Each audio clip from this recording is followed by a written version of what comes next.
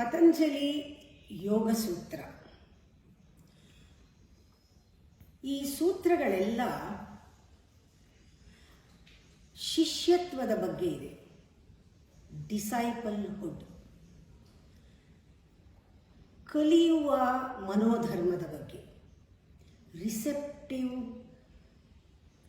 Receptivity, openness, surrender,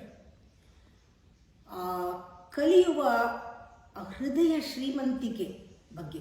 ಶಿಷ್ಯತ್ವ ಅಂದರೆ ಡಿಸೈಪಲ್ಹುಡ್ ಮತ್ತು ಗುರು ಅನುಸಂಧಾನ, ಗುರು ಶಿಷ್ಯರ ಅನುಸಂಧಾನ, ಇದರ ಬಗ್ಗೆನೇ ಇದೆ ಎಲ್ಲನೂ.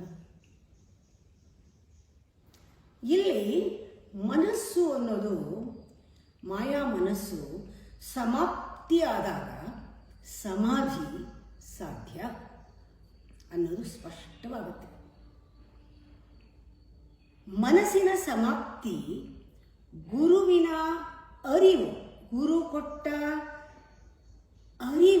ಅರಿವಿನಿಂದ, ಅರಿವನ್ನು ಮನಸ್ಸಿನಲ್ಲಿ ಅರಿವನ್ನು ನಿರ್ಮಿಸಿದರೆ ಅದರ ನಿರ್ಮಾಣದಿಂದ, ಅರಿವಿನ ನಿರ್ಮಾಣದಿಂದ ಮನಸ್ಸು ಸಮಾಪ್ತಿ ಆಗ್ತಾ ಹೋಗುತ್ತೆ. ಅರಿವು ಹೆಚ್ಚಾಗ್ತಾ ಮನಸ್ಸು ಸಾಯ್ತಾ ಹೋಗುತ್ತೆ. ಇದು ಮನಸ್ಸಿನ ಜೊತೆ ನಾವು ಮಾಡಬೇಕಾಗಿರೋದು. ಅರಿವನ್ನು ಬರೆಸೋದು ಮನಸ್ಸಿಗೆ. ಗುರುವಿನ ವಾಕ್ಯ ಅರಿವನ್ನು ಕೊಡುತ್ತೆ. ಈ ಅರಿವು ಅನ್ನೋದು, ಈ ಬೆಳಕಿದೆಯಲ್ಲ, ಇದು ಮನಸ್ಸಿಗೆ, ಸಾಮಾನ್ಯವಾದವನ ಮನಸ್ಸಿಗೆ ವಿಷ. ನಮಗೆ ಅಮೃತ, ನಮ್ಮ ಮನಸ್ಸಿಗೆ ಗುರುವಾಕ್ಯ ವಿಷ. ನೋಡಿ, ನಿಮಗೆ ಅಮೃತ ಆದರೆ ನಿಮ್ಮ ಮನಸ್ಸಿಗೆ ವಿಷ. ಮನಸ್ಸಿಗೆ ಇಷ್ಟ ಆಗೋದಿಲ್ಲ ಗುರುವಿನ ಮಾತು. ಮನಸ್ಸಿಗೆ ಸ್ವಲ್ಪ ಅಹಂಕಾರ ಇದ್ರೂ ಕೂಡ, ಅಥವಾ ಮನಸ್ಸಿನಲ್ಲಿ ನೀವು ಬದುಕಿದ್ರೆ, ಮನಸ್ಸಿನಲ್ಲೇ ಬದುಕಿದ್ರೆ ನಿಮಗೆ ಇಷ್ಟ ಆಗಲ್ಲ, ಹರ್ಟ್ ಆಗುತ್ತೆ, ಅಫೆಂಡ್ ಆಗುತ್ತೆ ಈಗೋ. ಅದು ಪ್ರತಿರೋಧಿಸುತ್ತೆ. ಯಾಕೆಂದರೆ ಸಾಯಕ್ಕೆ ಇಷ್ಟ ಇಲ್ಲ, ನಿಮ್ಮ ಮನಸ್ಸಿಗೆ ಸಾಯಕ್ಕೆ ಇಷ್ಟ ಇಲ್ಲ. ಗುರುವಾಕ್ಯ ವಿಷ. ಅದು ಮನಸ್ಸನ್ನು ಸಾಯಿಸೋದಕ್ಕೆ ಮನಸ್ಸಿಗೆ ಇಷ್ಟ ಇಲ್ಲ, ಪ್ರತಿರೋಧ ಮಾಡುತ್ತೆ. ಗುರುವಿನ ವಾಕ್ಯ ಮನಸ್ಸನ್ನು ಅಮನಸ್ಸು ಮಾಡುತ್ತಾನೆ. ಅಮನಸ್ಸಾಗಕ್ಕೆ ಮನಸ್ಸಿಗೆ ಇಷ್ಟ ಇಲ್ಲ. ಅದರಿಂದ ಪ್ರತಿರೋಧ ಯಾವ ರೀತಿ ಮಾಡುತ್ತೆ? ಸಂದೇಹವನ್ನು ನಿರ್ಮಿಸುತ್ತೆ. ಗುರುವಿನ ಮಾತಲ್ಲಿ ಡೌಟ್ಸ್ ಬರುತ್ತೆ. ಇಲ್ಲದೆ ಇರೋ ಸಂಬದ್ಧ ಸಂದೇಹಗಳು ಬರುತ್ತೆ. ಆಮೇಲೆ ಸೆಣಸಾಟ, ಕಾನ್ಫ್ಲಿಕ್ಟ್ ಕ್ರಿಯೇಟ್ ಮಾಡುತ್ತೆ ಮನಸ್ಸು. ಪ್ರತಿರೋಧ ಮಾಡೋದು ಹೀಗೆ. ಆಮೇಲೆ ತನ್ನನ್ನು ಸಂರಕ್ಷಿಸಿಕೊಳ್ಳುತ್ತೆ ಮನಸ್ಸು. ಯಾಕೆ? ಸಾಯಕ್ಕೆ ಇಷ್ಟ ಇಲ್ಲ, ತನ್ನನ್ನು ತಾನು ಸಂರಕ್ಷಿಸಿಕೊಳ್ಳುವುದು. ಹೀಗೆ ಅದು ಪ್ರತಿರೋಧ ಮಾಡುತ್ತೆ. ಯಾವಾಗ ಗುರುವಿನ ಮಾತು ಮನಸ್ಸಿಗೆ ಒಂದು ಮನಸ್ಸಿನ ವಿಲೀನಗೊಳಿಸುತ್ತೋ, ಗುರುವಿನ ಅರಿವಿನ ಒಂದು ಜ್ಞಾನದ ಮಾತುಗಳು ಮನಸ್ಸನ್ನು ಅಮನಸ್ಸು ಮಾಡುತ್ತೋ, ಯಾವಾಗ ಅಸಂಬದ್ಧತೆಯನ್ನು ಸೃಷ್ಟಿ ಮಾಡುತ್ತೋ, ಆವಾಗ ಅದು ಬಿದ್ದೋಗುತ್ತೆ. ಇದು ನಿಜವಾಗ್ಲೂ ಗುರುವಿನ ಮಾತು ನಿಮಗಲ್ಲ, ಯಾರಿಗೂ ಅಲ್ಲ. ಯಾಕೆಂದರೆ ನೀವು ಒಳಗಡೆ ಆಂತರ್ಯದಲ್ಲಿ ಜ್ಞಾನಿಗಳು, ಜ್ಞಾನ ಇದೆ, ಬೆಳಕಿದೆ, ಪ್ರಜ್ಞೆ ಇದೆ. ಈ ಮಾತುಗಳೆಲ್ಲವೂ ಕೂಡ ನಿಮಗೆ ಅವಶ್ಯಕವಿಲ್ಲ, ಅನಗತ್ಯ, ಅವಶ್ಯಕತೆ ಇಲ್ಲವೇ ಇಲ್ಲ. ಯಾಕೆಂದರೆ ನಿಮಗೆ ಜ್ಞಾನ ಇದೆ, ಬೆಳಕಿದೆ. ಇವೆಲ್ಲವೂ ಕೂಡ ಮನಸ್ಸಿಗೆ ಮಾತ್ರ. ಮನಸ್ಸಿಗೆ ಇದು ಬೇಕು, ನಿಮಗಲ್ಲ.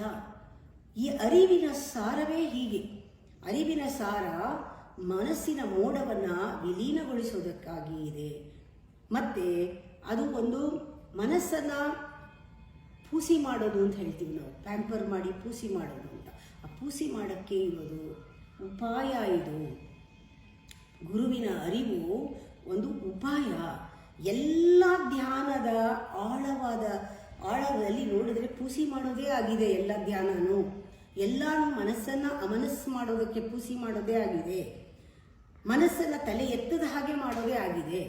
ಮನಸ್ಸನ್ನು ನಿಸ್ತೇಜ ಮಾಡೋದೇ ಆಗಿದೆ, ಮನಸ್ಸನ್ನು ಬೀಳಿಸೋದೇ ಆಗಿದೆ. ಈ ಗುರು ಶಿಷ್ಯರ ಸಂವಾದ ಅಂದ ತಕ್ಷಣ, ಒಬ್ರಿಗೊಬ್ರಿಗೆ ಸಂಭಾಷಣೆ ಅಂದ ತಕ್ಷಣ ನಾವು ತಿಳ್ಕೋಬೇಕು, ನಾವು ಅಂದರೆ ಶಿಷ್ಯನಾದವನು ನೀವು ಒಳಗಡೆ ಇರ್ತೀರ, ಎಲ್ಲೋ ಇರ್ತೀರ, ನಿಮಗಲ್ಲ ಅದು.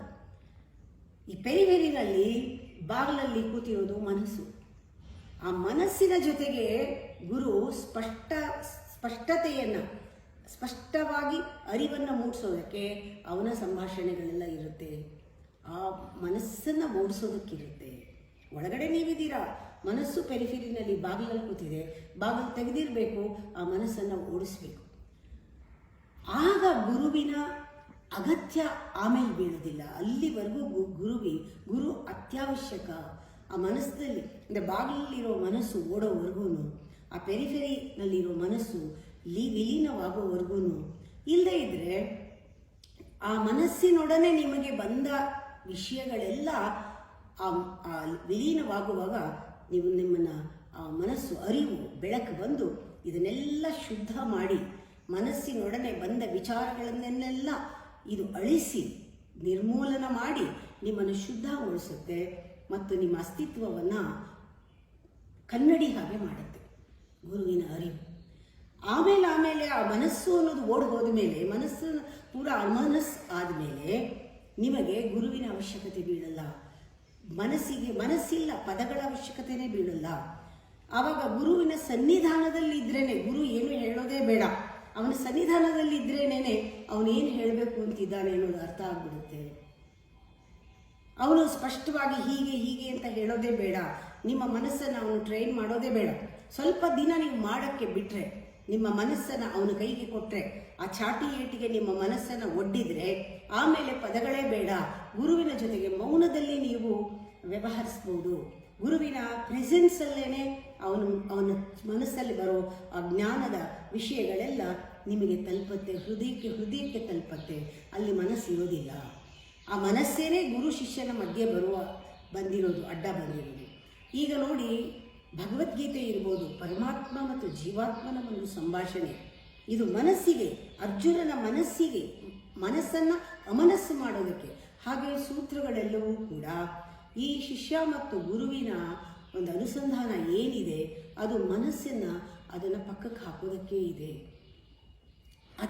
ಅದು ನಾವು ಗಮನಿಸಬೇಕು ಪೂರ್ತಿಯಾಗಿ. ಯಾಕೆಂದರೆ ಅಸಂಬದ್ಧತೆಯನ್ನು ನಾವು ಅರಿವಿಗೆ ಬರಬೇಕು, ಇದು ಅಸಂಬದ್ಧ ಅಂತ. ಈ ಚಪ್ಪಲಿಗೆ ಒಂದು ಇದಿರುತ್ತೆ, ಚಪ್ಪಲಿಗೆ ಸ್ಟ್ರ್ಯಾಪ್ ಅಂತ ಹೇಳ್ತೀವಿ. ನಾವು ನಡೆಯುವಾಗ ನಾವು ಏನಾದ್ರು ಈ ಸ್ಟ್ರ್ಯಾಪೇ ನಮ್ಮನ್ನು ಮೇಲಕ್ಕೆ ಎತ್ತಾ ಇದೆಯೇನೋ ಅನ್ನೋ ಒಂದು ಭ್ರಮೆ ಬರುತ್ತೆ. ಈಗ ಚಪ್ಪಲಿಯಲ್ಲಿ ಇರುವಂತಹ ಈ ಸ್ಟ್ರ್ಯಾಪ್ ಏನಿದೆ, ಅದೇ ನಮ್ಮನ್ನು ಮೇಲಕ್ಕೆ ಎತ್ತಾ ಇದೆಯೇನೋ, ಕಾಲನ್ನ ಅದೇ ಆಧಾರನೇನೋ ಅನ್ನೋ ಒಂದು ಭ್ರಮೆ. ಯಾಕೆಂದ್ರೆ ಅಷ್ಟು ನಾವು ಮನಸ್ಸಿನ ಮೇಲೆ ನಾವು ಭ್ರಮಿಸ್ಕೊಂಡ್ಬಿಟ್ಟಿದ್ದೀವಿ. ಮನಸ್ಸಿಂದನೇ ನಮ್ಮ ಜೀವನ ನಡೀತಾ ಇದೆ, ಮನಸ್ಸೇ ಎಲ್ಲವನ್ನೂ ಮಾಡ್ತಾ ಇರೋದು ಅಂತ. ಯಾವಾಗ ನಮ್ಗೆ ಅರಿವಾಗತ್ತೆ ಇದು ಅಸಂಬದ್ಧ, ಮನಸ್ಸಿನಿಂದ ದುಃಖನೇ ಬರ್ತಾ ಇರೋದು, ಮನಸ್ಸಿಂದ ಯಾವುದೂ ತೃಪ್ತಿ ಆಗ್ತಾ ಇಲ್ಲ, ಅತೃಪ್ತ ಆಗಿರೋದು, ದುಃಖ ಆಗ್ತಾ ಇರೋದು, ಮತ್ತೆ ಅಂದ್ಕೊಂಡಿದ್ದು ಯಾವುದು ನಡೀದೇ ಇರೋದು ಎಲ್ಲ ನಮ್ಮ ಮನಸ್ಸಿಂದನೇ ನಮ್ಗೆ ಗೊತ್ತಾಗಬೇಕು. ಆಗ ನಮ್ಮ ಪ್ರಯಾಸಗಳು ಏನೇನಿದೆ, ಎಫರ್ಟ್ ಎಲ್ಲನೂ ಕೂಡ ನಿರರ್ಥಕ ಅನ್ನೋದು ಗೊತ್ತಾಗುತ್ತೆ. ಯಾವಾಗ ಎಫರ್ಟ್ ನಿರರ್ಥಕ ಅನ್ನೋ ಅರಿವು ಮೂಡಿ ಜಾಗೃತಿ ಆಗಬೇಕು. ಇದಕ್ಕೂ ಕೂಡ ಗುರುವಿನ ಅನುಸಂಧಾನ ಬೇಕು. ಮನಸ್ಸು ಮತ್ತು ಅರಿವು ಮೂಡಬೇಕು, ಮನಸ್ಸು ಬೀಳಬೇಕು, ಜಾಗೃತಿ ಆಗಬೇಕು. ಇದಕ್ಕೂ ಗುರುವಿನ ಅನುಸಂಧಾನ ಬೇಕು. ಆವಾಗ ಗೊತ್ತಾಗತ್ತೆ ಈ ಮೋಡಗಳೆಲ್ಲವೂ ಕೂಡ, ಮನಸ್ಸು ಅನ್ನೋ ಮೋಡ ಕರಗೋದು ಅಂತಾರೆ, ಆ ಕರಗೋದು ಗೊತ್ತಾಗುತ್ತೆ. ಹಾಗಾದಾಗಲೇ ನಮಗೆ ದುಃಖಕ್ಕೆ ನಾನೇ ಕಾರಣ, ನನ್ನ ಮನಸ್ಸೇ ಕಾರಣ, ಈ ಮನಸ್ಸಿಂದನೇ ಅತೃಪ್ತಿ ಬಂದಿರೋದು. ನಾನೇನಾದ್ರೂ ಸಾಧನೆ ಮಾಡಬೇಕಾದ್ರೆ ಅಥವಾ ದುಃಖದಿಂದ ಹೊರಗೆ ಬರೋಕ್ಕೆ ಮನಸ್ಸನ್ನು ಮತ್ತೆ ಉಪಯೋಗಿಸ್ಕೊಂಡ್ರೆ ಮತ್ತೊಂದು ದುಃಖ ಉಂಟಾಗುತ್ತೆ. ಇದೊಂದು ಚಕ್ರ ಥರ ನಮ್ಮನ್ನು ಅಲ್ಲೇ ತಿರುಗಿಸ್ತಾ ಇರುತ್ತೆ. ಮನಸ್ಸಿನಿಂದ ನಮಗೆ ದುಃಖ ಆದರೆ ನಾವೇನು ಮಾಡ್ತೀವಿ, ಮನಸ್ಸಿನಿಂದ ನಮಗೆ ಅತೃಪ್ತಿ ಉಂಟಾದರೆ, ಮನಸ್ಸಿನ ಸ್ವಭಾವ ಇದೆಲ್ಲ ಉಂಟಾದರೆ ನಮಗೆ ಗುರುವಿನ ಸರಿಯಾದ ಸಂದೇಶವನ್ನು ನಾವು ತಗೊಳ್ಳದೇ ಇದ್ದರೆ ಪುನಃ ಅದೇ ಮನಸ್ಸನ್ನು ಉಪಯೋಗಿಸ್ಕೊಂಡು ಇನ್ನೊಂದು ಗುರಿ ಮಾಡಿಕೊಂಡು ಇದನ್ನೆಲ್ಲನೂ ಹೋಗ್ಲಾಡಿಸ್ಕೊಳ್ಳೋಕೆ ಹೋಗ್ತೀವಿ. ಆಗ ಮತ್ತಷ್ಟು ಇನ್ನೊಂದು ಹೊಸ ದುಃಖ ಬರುತ್ತೆ ಹೊರತು ಅದರಿಂದ ತೃಪ್ತಿ ಬರೋದಕ್ಕೆ ಸಾಧ್ಯನೇ ಇಲ್ಲ. ಯಾರೋ ಒಂದು ಪ್ರಶ್ನೆ ಕೇಳಿದ್ರು, ನಾನು ಜೀವನದಲ್ಲಿ ಇದನ್ನೆಲ್ಲ ಸಾಧನೆ ಮಾಡಬೇಕು ಅಂತಿದ್ದೀನಿ, ನೀವು ಹೇಳ್ತೀರಾ ಬುದ್ಧಿಯನ್ನು ಮನಸ್ಸನ್ನು ಉಪಯೋಗಿಸ್ಬೇಡಿ, ಆದಷ್ಟು ಹೃದಯ ಉಪಯೋಗಿಸಿ ಅಂತ. ಸ್ವಲ್ಪನಾದರೂ ಮನಸ್ಸನ್ನು ಬುದ್ಧಿನ ನಾವು ಉಪಯೋಗಿಸ್ಬೇಕಲ್ವಾ ಇದನ್ನೆಲ್ಲ ಕಲಿಯೋಕ್ಕೆ ಅಂತ. ಶಂಕರಾಚಾರ್ಯರು ಕೂಡ ವಿವೇಕ ಚೂಡಾಮಣಿನಲ್ಲಿ ಸ್ಪಷ್ಟವಾಗಿ ಹೇಳಿದ್ದಾರೆ, ನಾನು ಇದನ್ನೆಲ್ಲನೂ ಪಂಚಭೂತಗಳನ್ನಾಗಲಿ ಪಂಚಕೋಶಗಳನ್ನಾಗಲಿ ಮನೋಬುದ್ಧಿ ಅಹಂಕಾರ ಚಿತ್ತ ಅಂತಃಕರಣ ಎಂಬುದನ್ನಾಗಲಿ ಡಿವೈಡ್ ಮಾಡಿರೋದು ನಾನು ಅರ್ಥ ಮಾಡ್ಕೊಳ್ಳೋಕೆ ಸಲುವಾಗಿಯೇ ಹೊರತು ಅದ್ಯಾವುದು ಡಿವೈಡ್ ಮಾಡೋಕ್ಕಾಗಲ್ಲ. ಇವೆಲ್ಲವೂ ಒಂದೇ ಆತ್ಮನ ಡಿಫರೆಂಟ್ ಡೈಮೆನ್ಷನ್ಸ್, ಇದು different aspects of the same ಅಂತ, ಒಂದೇ ಸತ್ಯದ ನಾನಾ ಮುಖಗಳು ನಾನಾ ಸ್ತರಗಳು ಅಂತ. ನಾನು ಯಾವಾಗ ಬುದ್ಧಿ ಮನಸ್ಸನ್ನು ಉಪಯೋಗಿಸ್ಬೇಡಿ ಅಂತೀನೋ ಅದಕ್ಕರ್ಥ ಪೆರಿಫೆರಿನಲ್ಲಿ ಇರಬೇಡಿ ಅಂತ. ಪ್ರತಿ 1000 ಸತಿ ಹೇಳಿದ್ದೀನಿ. ಈ ಮನಸ್ಸು ಅನ್ನೋಂಥ ನಾವೊಂದು ಹೆಸರಿಟ್ಟಿದ್ದೀವಿ, ಅದೇ ಮನಸ್ಸೇ ಬುದ್ಧಿ, ಅದೇ ಮನಸ್ಸೇ ಅಹಂಕಾರ, ಅದೇ ಮನಸ್ಸೇ ಚಿತ್ತ, ಅದೇ ಮನಸ್ಸೇ ಅಂತಃಕರಣ, ಇನ್ಕ್ಲೂಸಿವ್ ಅಂತ ಹೇಳ್ತೀವಿ.